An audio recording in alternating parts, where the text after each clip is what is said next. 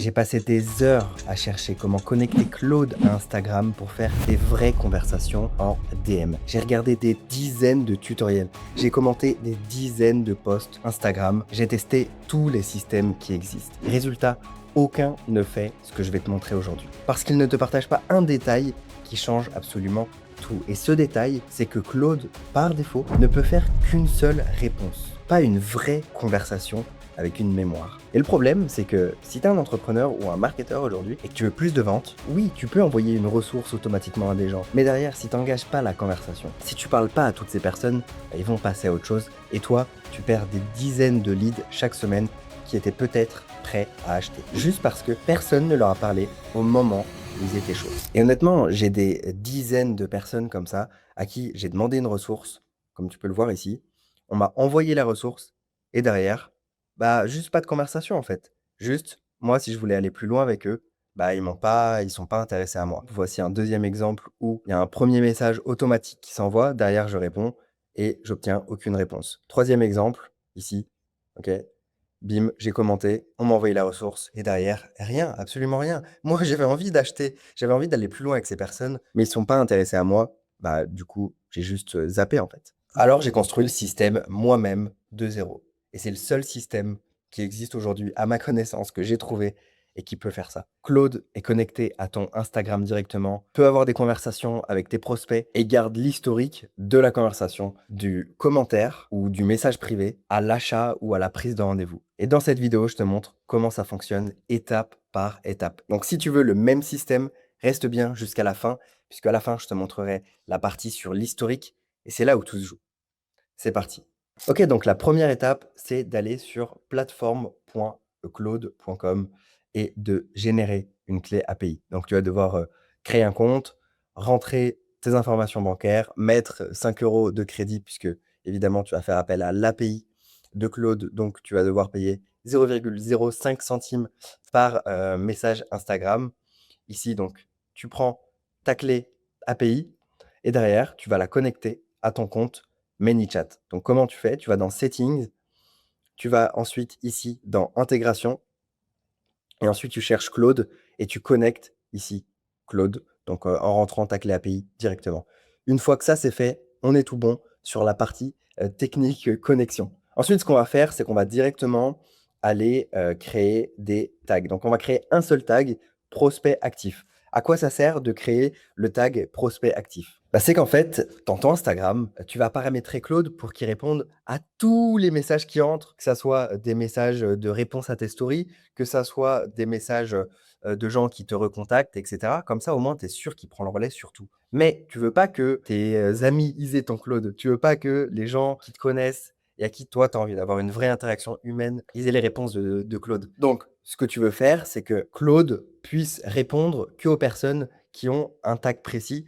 Comme ça, il va répondre à tes prospects actifs et tout le reste, donc tes amis, etc., ils n'auront pas ce tag prospect. Et donc, tu peux continuer à utiliser ton Instagram de manière personnelle et sans que ton bot réponde à tout le monde. Donc ça, c'est la première chose. La deuxième chose, c'est que tu vas créer des fields. Donc, tu vas créer 2 fields. Claude Response, donc, ou réponse de Claude en français si tu veux, et historique de la conversation, puisqu'on va stocker l'historique de la conversation. Je te le montrerai à la fin de cette vidéo. Donc, on va stocker 2 choses. La réponse que Claude va envoyer à la personne et l'historique. Donc, tu veux du coup ajouter ici un new user field, donc avec le nom historique de conversation, par exemple, et format texte, et tu le crées. Tu crées pareil pour Claude Response. Ensuite, on va se rendre directement dans les automatisations. On a juste besoin de créer 2 automatisations pour que Claude gère absolument tout notre setting IA. Mais avant de rentrer concrètement dans les automatisations, laisse-moi me présenter. Je m'appelle Xarius, ça fait 7-8 ans que je fais du marketing en ligne et aujourd'hui, j'aide les passionnés de marketing, qu'elles soient débutantes ou avancées, à créer ce genre de choses pour les entrepreneurs qui n'aiment pas ça. Donc si toi t'aimes le marketing et que tu te vois bien installer ce genre de choses pour des entrepreneurs et en te faisant payer pour ça, tu retrouveras un premier lien dans la description. Si toi tu es un entrepreneur et que là tu le fais mais c'est un peu par dépit, tu suis le tuto mais tu vois que ça te draine et ça te saoule un peu la technique et le marketing, tu retrouveras un deuxième lien dans la description pour recruter un marketeur, une des personnes qu'on forme dans notre académie. Allez, on reprend. Voilà, première automatisation, c'est une automatisation classique. Je pense que tu la connais déjà si tu t'intéresses à Instagram. C'est quand tu fais un post ici et qu'une personne va commenter sous ton post un mot-clé, bah, du coup, elle va recevoir ici la ressource que tu lui as promis en échange du mot-clé. Donc derrière, la particularité ici, c'est que nous, avant de lui envoyer la ressource, ok, on va lui mettre le tag prospect actif et on va ici créer une action en mettant la variable historique conversation avec une valeur tirée du 6. Ok, donc sur Mac, c'est pas tiré du 6, c'est juste tiré, mais sur Windows, c'est tiré du 6. Donc concrètement, qu'est-ce qu'on fait? On add action. Ici, on va mettre contact data, set user field. Là, on va le sélectionner. Le field, on va prendre historique conversation et on va mettre tiret ici. Ok, donc là, je l'ai mis en double. Je vais juste le supprimer puisque je l'ai déjà. Ici, comment on fait ça? Action, contact, data, add tag. Et du coup, on met le tag que l'on a sélectionné. Donc là, concrètement, qu'est-ce qui se passe? Concrètement, une personne va commenter sous mon réel. Ok, elle va commenter le mot IA. Je vais lui répondre directement sous son message dans les commentaires en automatique, hein, une de ces 3 réponses. Derrière, ça va lui envoyer un message: «Hey, merci pour ton commentaire. Tu voulais accéder au tuto pour installer, Claude sur Instagram?» «Oui, c'est ça». Derrière, ça lui met le tag prospect actif. Ça lui met l'historique de la conversation sur tiret du 6. Une fois que la personne a confirmé que oui, elle voulait bien la ressource, elle peut ici laisser son email. Si elle ne laisse pas son email, on lui fait un petit follow-up. Si tu as toujours besoin, n'oublie pas. Et si elle a bien laissé son email, bah, comme promis, on lui donne accès à la ressource. Elle peut cliquer. C'est là que la plupart des gens s'arrêtent. C'est ce que je t'ai montré au début de cette vidéo. Puisque une fois que j'ai obtenu la ressource, bah, la plupart des gens, ils te follow-up pas, ils prennent pas de tes nouvelles. Non, ils ont juste une automatisation qui envoie des ressources. Super, ils récoltent des emails. Après, peut-être qu'ils bâtissent la relation sur le long terme. Quoique, 99% du temps, j'ai pas reçu de mail follow-up de ces personnes. Donc, potentiellement, qu'il y a vraiment des grosses pertes dans ce genre de business et des points d'optimisation. Mais ça, c'est plutôt pour les marketeurs. Moi, ce que je fais ici, c'est que j'attends 60 secondes et je pose la question: tu en es où aujourd'hui? Ok. Comme ça, la personne a eu la ressource et derrière, j'engage la conversation avec cette personne. Et ensuite, Claude va prendre le relais sur la conversation. Alors évidemment, je peux aussi prendre le relais moi-même, mais si j'ai des dizaines et des dizaines de commentaires, je peux pas converser avec tout le monde. Et c'est là qu'intervient la seconde automatisation. La seconde automatisation, c'est ici Instagram Défaut Reply. Comment est-ce que tu peux y accéder? Tu cliques sur Settings. Ici, tu vas sur Instagram, le canal Instagram, et tu mets Défaut Reply et tu cliques dessus, ça va te l'ouvrir. C'est une automatisation qui trigger sur, bah, dès qu'il y a une personne qui t'envoie un message, ça va lui répondre automatiquement dans la foulée. Sauf que la plupart des gens, ce qu'ils font, c'est que, bah, ils connectent ça à une défaut reply, donc une réponse par défaut automatique d'Instagram. Xerius répond généralement en un jour. Ou nous avons bien reçu votre demande de contact. Et ensuite, un humain va prendre le relais. Alors moi, du coup, ça, je l'utilise pas. J'ai carrément, déconnecté le flux, mais je te l'ai laissé pour l'exemple. Donc probablement que toi, tu as ça connecté à quelque chose comme ça. Ici, nous, on va faire différemment puisqu'on veut que ce soit Claude qui prenne le relais. Donc comment est-ce qu'on va faire? Donc ici, on veut envoyer des messages seulement aux personnes qui ont prospect actif. Donc par exemple, des personnes qui ont commenté sous un de nos réels pour avoir une ressource, bah, ces personnes-là, on veut les engager après qu'ils aient commenté. Par exemple, si c'est un pote qui m'envoie un message et qu'il a jamais commenté sous, un de mes réels parce qu'il est pas intéressé par ce que je fais, bah, du coup, il m'envoie un message, donc ça va rentrer dans cette automatisation.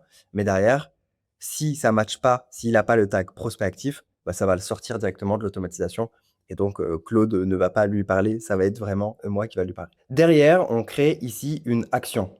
Donc l'action, c'est quoi? Eh ben, c'est Claude action. Donc je te montre concrètement. Quand tu crées une action, plus ici action et là tu mets Claude, donc make a request, OK? Donc ici, du coup, tu vas sélectionner ton modèle, donc par exemple le Sonnet 4.6, tu vas mettre ton prompt et là, c'est ici que tout va se jouer sur l'historique.